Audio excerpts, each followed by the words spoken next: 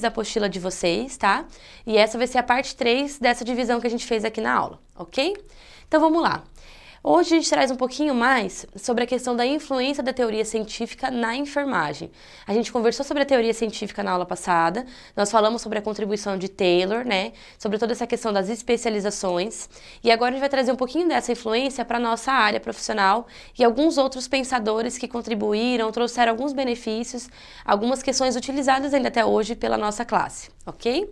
Então, há na enfermagem uma preocupação com regras e normas que devem ser obedecidas por todos os profissionais.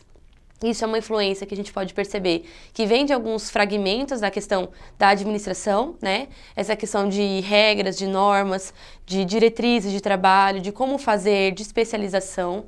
A divisão do trabalho de enfermagem, a gente tem muito essa questão, porque é dividido já a nossa classe em algumas categorias, né? Então, enfermeiro, técnico de enfermagem, auxiliar de enfermagem, o parteiro. Então, dentro da própria classe tem as subdivisões. E, além disso, dentro de cada uma tem as próprias competências profissionais, que no caso é a questão da divisão do trabalho.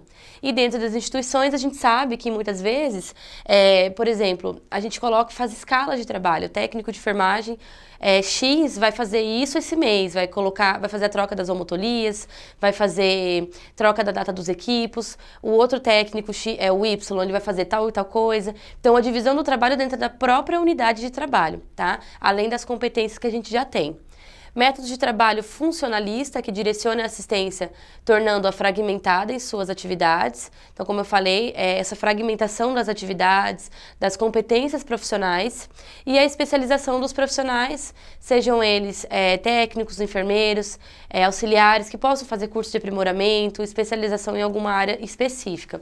Como a gente sabe, a enfermagem ela tem uma gama muito ampla de trabalho, de possibilidade de trabalho. Então, por exemplo, se eu sou técnico de enfermagem, eu vou trabalhar na área da maternidade, eu vou me especializar nessa parte de maternidade, vou fazer cursos, eu vou buscar me aprimorar nisso. Se eu for trabalhar com a questão do idoso, eu vou fazer a mesma coisa, eu vou me aprimorar nisso, ok? Por isso que é a questão das especializações. E outros colaboradores que influenciaram um pouco a nossa área profissional.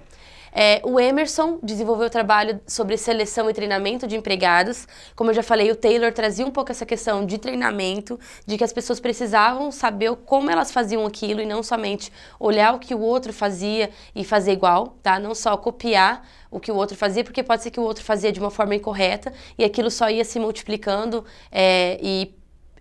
maleficiando o trabalho, ok? Então, o Emerson desenvolveu essa questão sobre seleção e treinamento, que também é muito importante, é utilizado até hoje, principalmente quando vai contratar essas pessoas, eles fazem o recrutamento e seleção, né? E depois eles treinam para que a pessoa chegue no setor entendendo as normas e rotinas, entendendo algumas coisas, as funções realmente institucionais. Frank e Lillian Gilbert desenvolveram técnicas de simbolização do trabalho, dos quais o fluxograma é mais conhecido. Muitas empresas, muitas instituições hospitalares têm fluxogramas específicos de trabalho, como, por exemplo, eu vou fazer uma sondagem vesical de demora. Eu vou fazer um fluxograma de como isso vai acontecer. Primeiro eu pego os materiais, depois eu vou ao paciente, eu falo para ele o que eu vou fazer, depois eu vou aplicar esse procedimento na prática. Então é um fluxo mesmo de como tudo vai acontecer. Esses fluxogramas são utilizados também até hoje, ok? O Gantt inventou o gráfico de Gantt, conhecido como cronograma. Esses cronogramas que a gente vê muito sendo feitos, as escalas de enfermagem, né, que a gente utiliza para saber quem vai folgar, quem vai continuar, também vieram de influências dessas duas pessoas, vieram da influência de Gantt. E o Munsterberg desenvolveu técnicas psicológicas de seleção de pessoal. Muitos locais que vocês forem tentar trabalhar logo que vocês se formarem, vocês vão perceber que tem sim uma questão de seleção voltada para a parte psicológica. Algumas instituições hospitalares aqui da nossa cidade fazem isso, né? Então você passa por todo o processo de prova prática, prova teórica, e depois eles vão fazer uma série de técnicas psicológicas para saber se você está apto para trabalhar, se você tem perfil, se você não tem. E isso também vai ser um fator de aceite ou não de você trabalhar ali, tá? É importante a gente saber sobre isso, porque a nossa parte psicológica vai influenciar, sim, diretamente o nosso trabalho, e por isso que a contribuição dele foi muito importante nesse quesito. E outro pensador importante também foi Henry Ford. Vocês sabem que Ford é uma marca de carro. Henry Ford, ele fez uma questão muito importante de organização e estrutura de trabalho dentro da instituição dele, né? O que ele pensou? Ele foi um formulador de ideias e de teorias próprias sobre administração.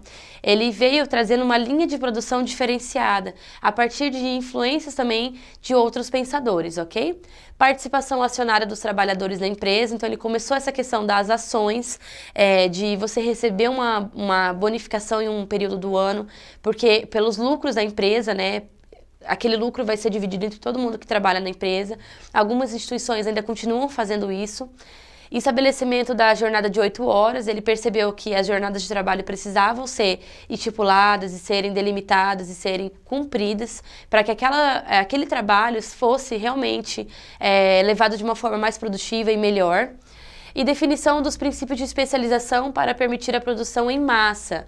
Ele veio trazendo a questão da produção em massa, por exemplo, a gente vê muito aquela questão das indústrias, principalmente automobilísticas, daquelas esteiras.